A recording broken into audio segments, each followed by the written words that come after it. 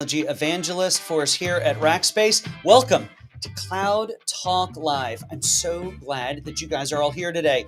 Now, as always, I'd love for you to introduce yourself. We're so glad that you have chosen to spend some time with us here this morning.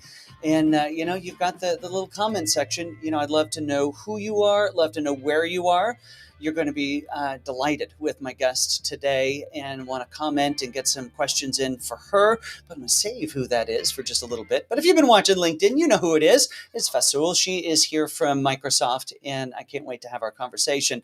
But as always, if you want to get a hold of us over here at Rackspace, I'd love for you to send us an email at solve@rackspace.com. Of course, Solve is our thought leadership program. Any interactions with us here at the Solve program, they're non-sales related, so feel free to just comment away over there. Love for you to reach out. Let us know what you're thinking of the program. If you have any ideas for the future, maybe a guest idea. We'd love to hear from you.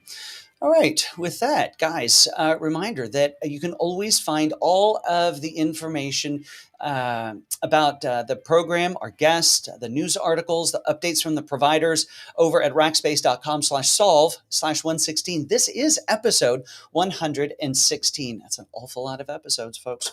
And but you can find all the information out about today's over there. Also, as always, you can find the audio for these programs in the Cloud Talk podcast stream. Hey, Ahmed, welcome. Glad that you are here. Oh, from Jordan. You are.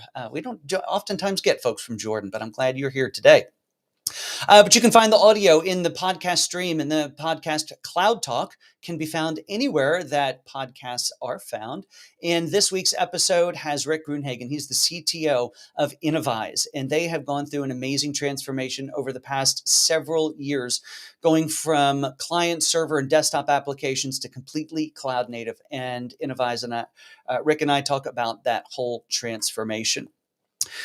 And as always, the Cybersecurity and Infrastructure Security Agency. Guys, this is my reminder for you. We do this every single episode. They have their warning, shields up. And if you want to learn more about what that means, just head over to cisa.gov/shields-up to learn about it. Now, we have a global audience here. We see folks from Jordan, from India. We always have folks from the UK in here.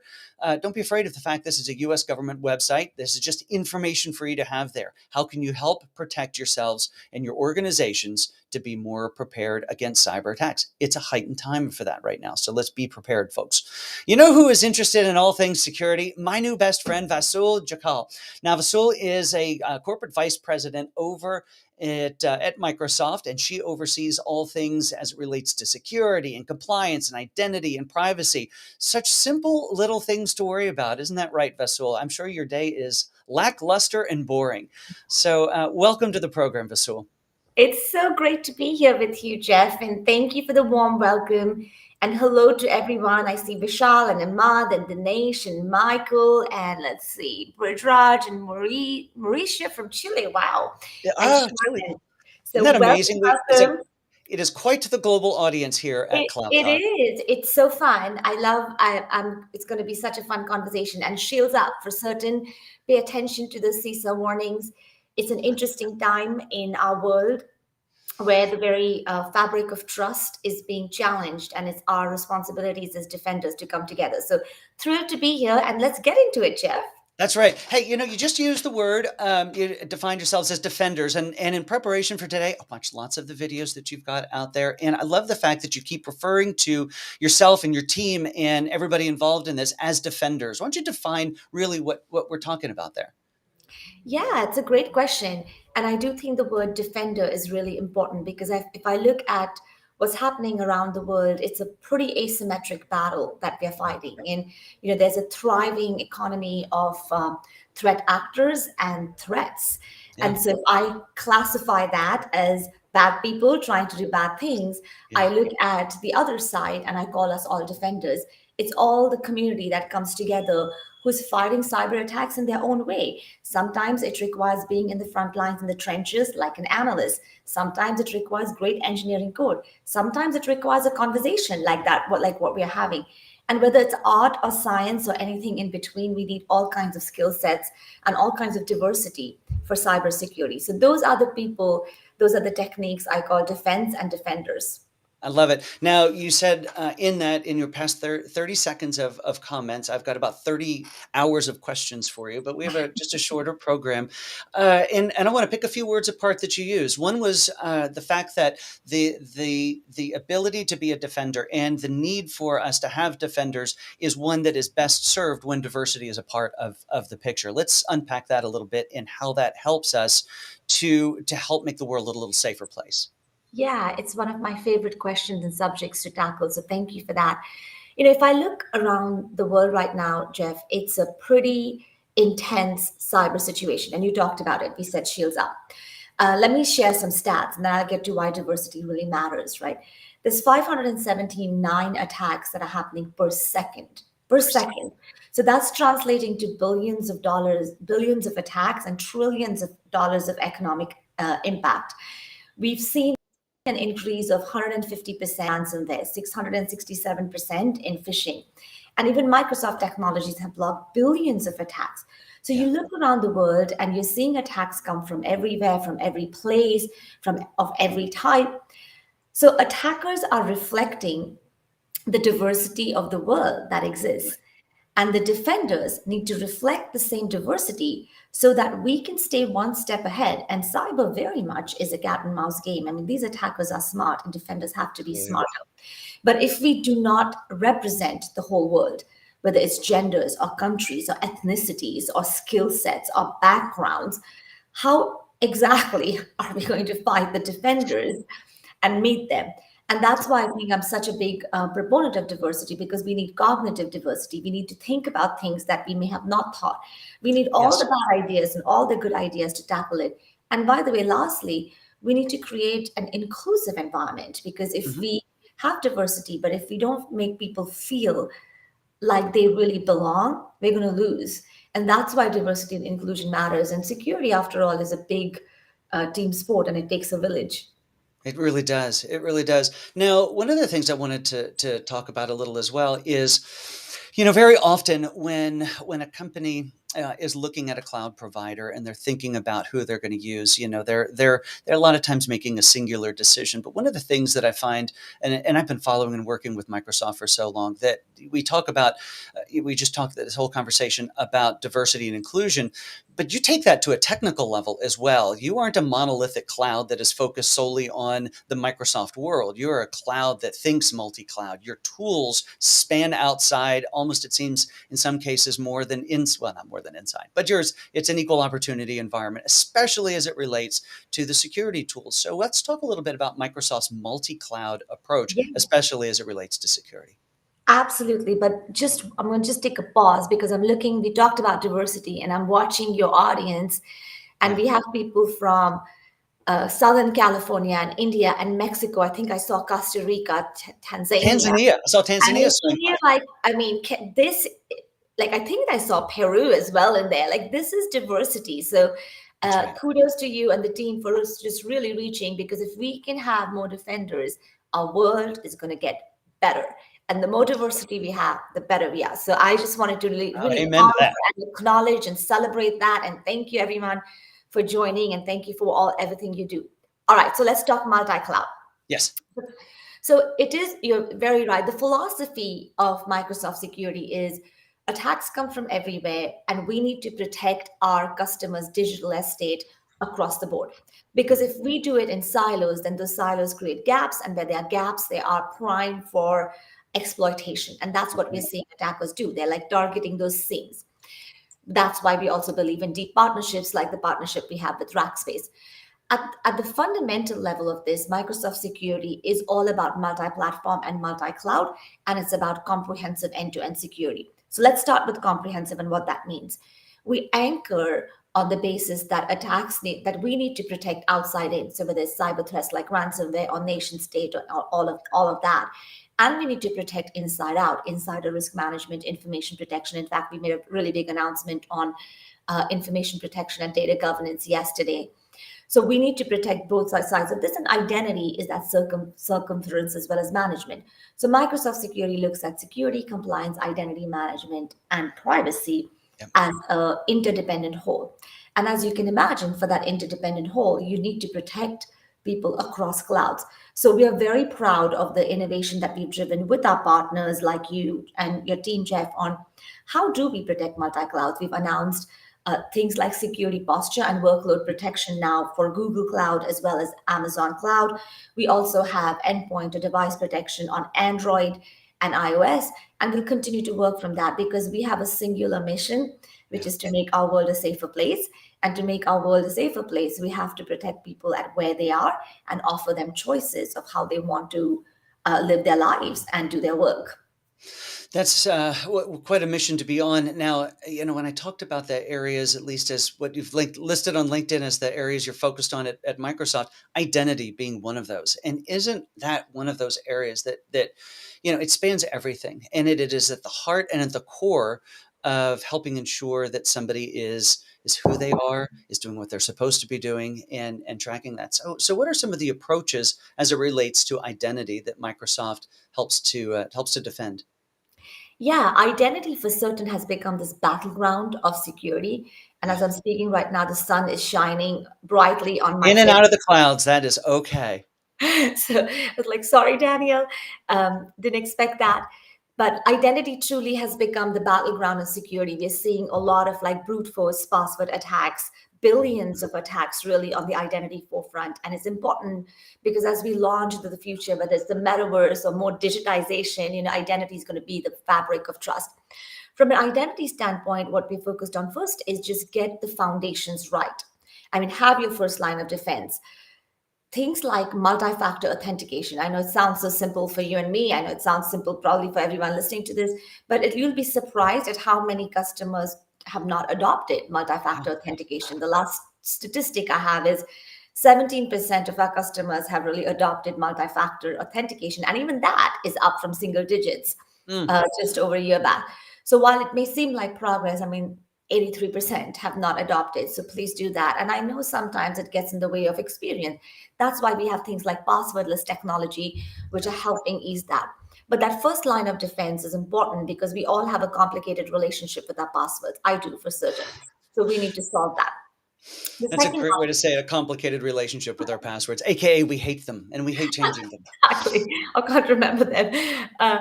And then the second one is, we need to have that comprehensive defense in identity, whether it's identity security thing or it is identity life cycle across governance and privilege identities and all of that you need to have. Yeah. And this comes back to the framework that I'm a big fan of, which is zero trust. And zero trust, if you look at it, it has three anchors.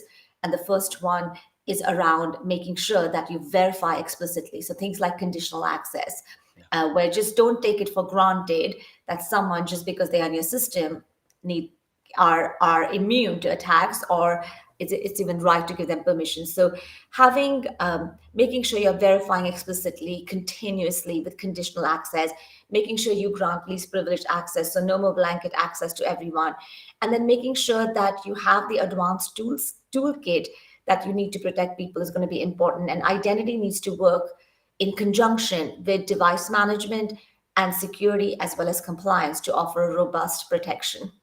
That's right. And so much of those tools and capabilities, regardless of cloud of choice, are available in the clouds. And so often, unfortunately, folks will be moving their VMs in, but they're not going to adopt everything that is ultimately available there. I read a stat earlier this year, and it was that somebody was pretty audacious. They said that um, every cyber intrusion that occurred in 2021 occurred because the basics of blocking and tackling and security weren't done. Things weren't patched. Mm. Passwords weren't secure.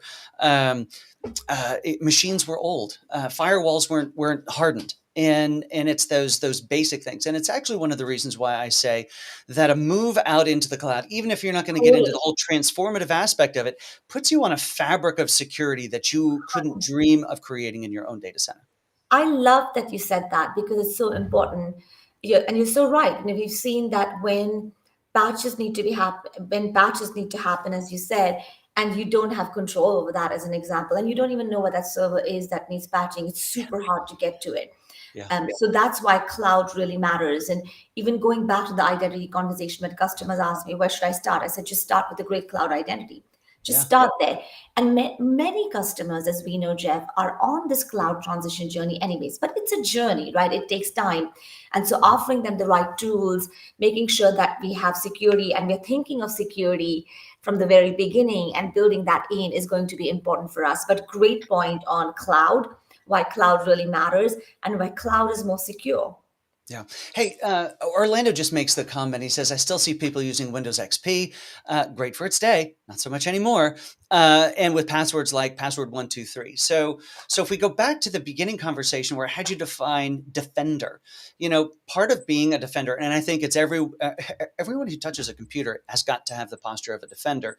And even if you don't think that your system is that important, that your data isn't that important, these systems are oftentimes used in distributed attacks. They're launching points, they are stepping stones. So it really is all of our responsibility to, in a sense, do the right thing with our operating systems and taking passwords and MFA extraordinarily seriously.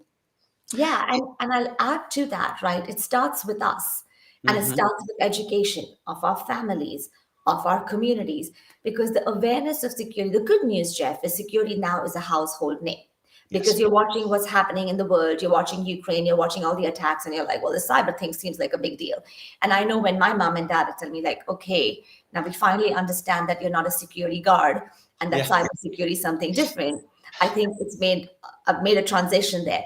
But Yeah. now it's up to us to protect our families, our communities, to educate them. So great question, Orlando. And I would say, let's adopt things like passwordless where we can. These tools are available. Let's start with multi-factor authentication. One person, one company at a time. That's right. And even from a personal perspective, every banking website you go to, every insurance, every 401k, every one of those types of things that you're utilizing has these capabilities generally there. If you're not already enabled, go find it inside of there. It's you're going to find it. It's going to be there. Exactly.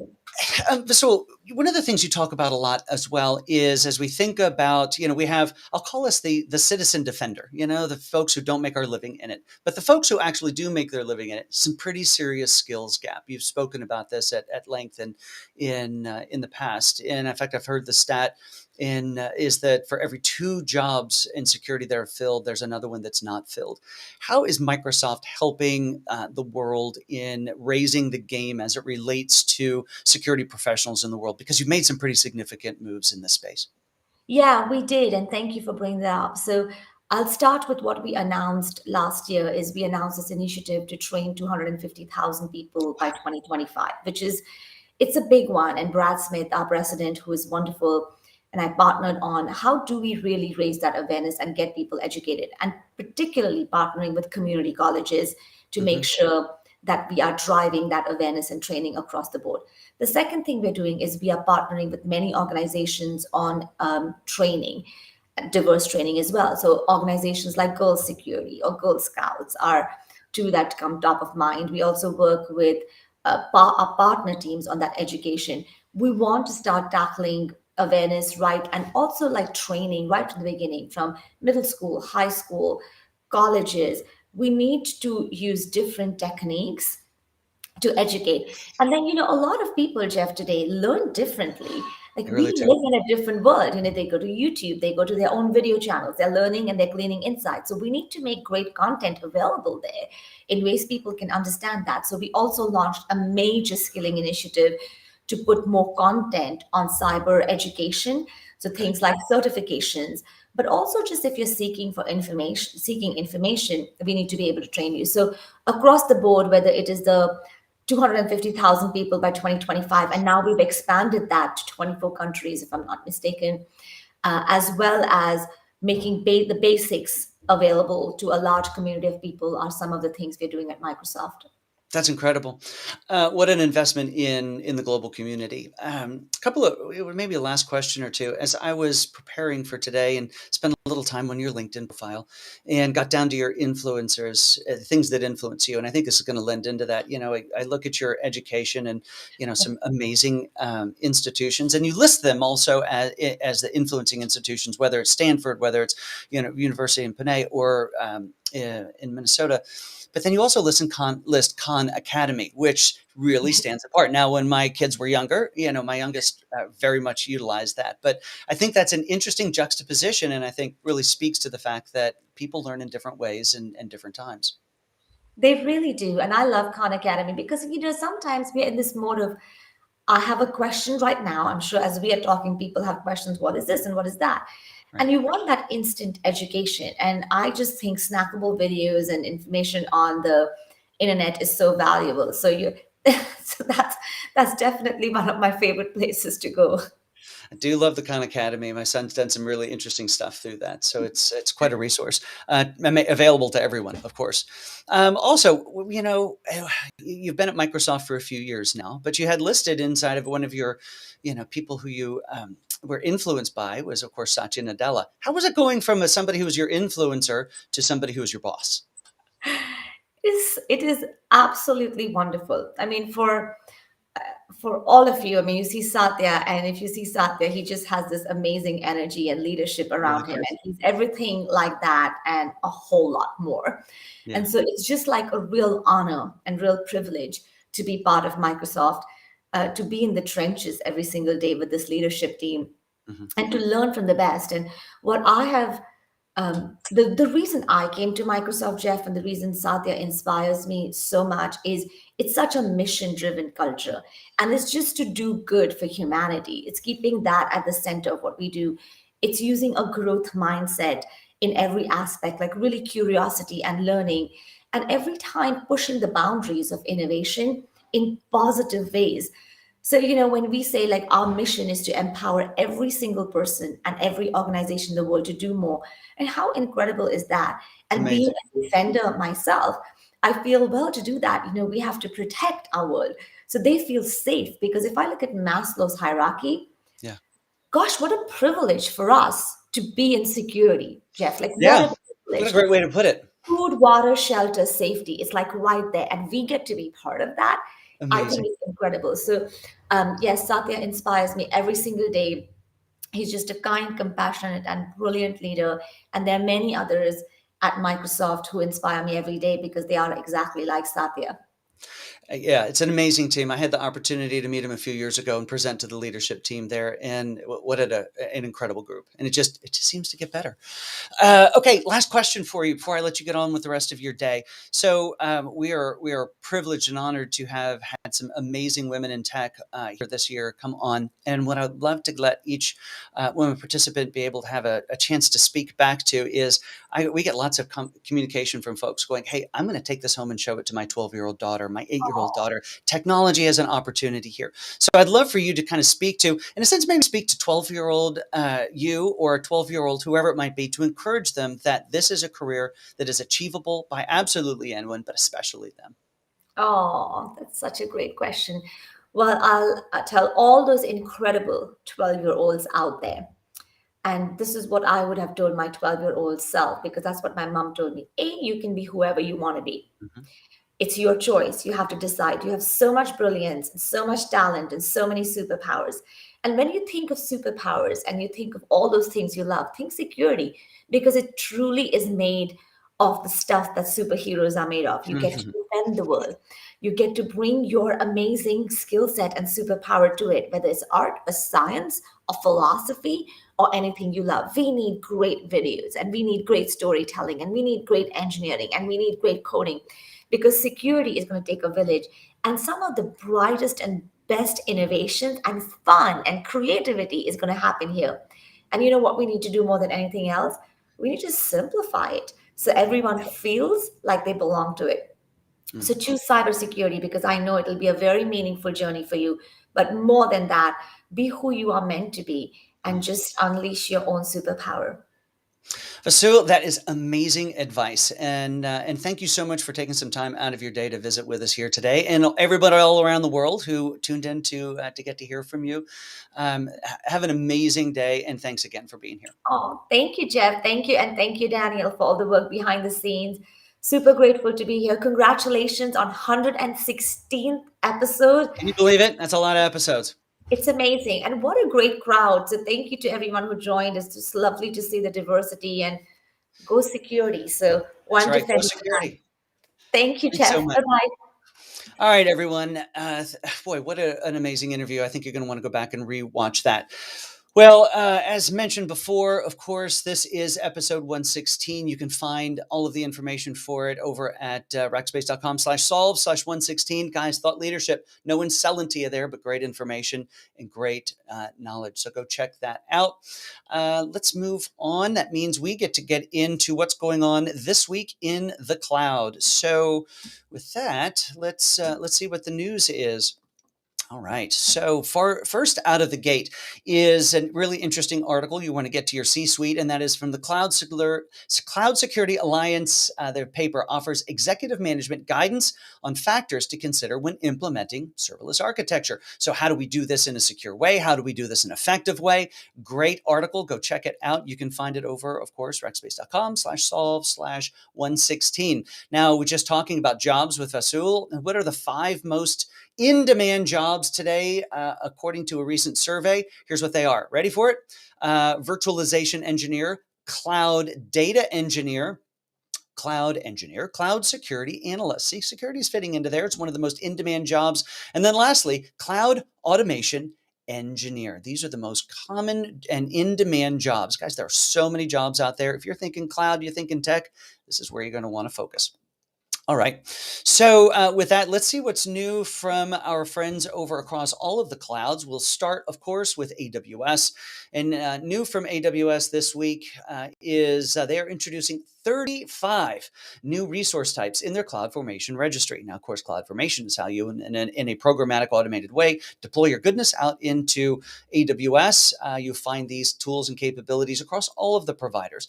Microsoft has their capabilities around blueprints and such, but over here on AWS, it's about CloudFormation registry. So check that out if you are in the AWS space. Now, new from Azure, it's new stuff in their static website. Their public preview, stable URLs for preview environments in Azure static web apps. So if you are using static web apps, it's a way to very easily post and publish a site that is not the most dynamic in the world, but of course, very static. So now stable URLs for things that are in preview. So check that out.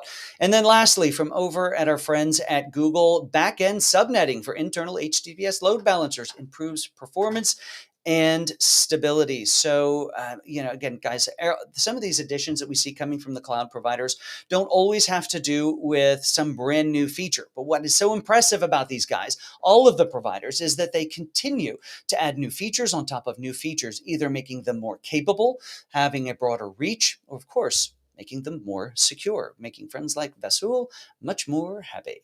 All right. So that's the latest in cloud releases.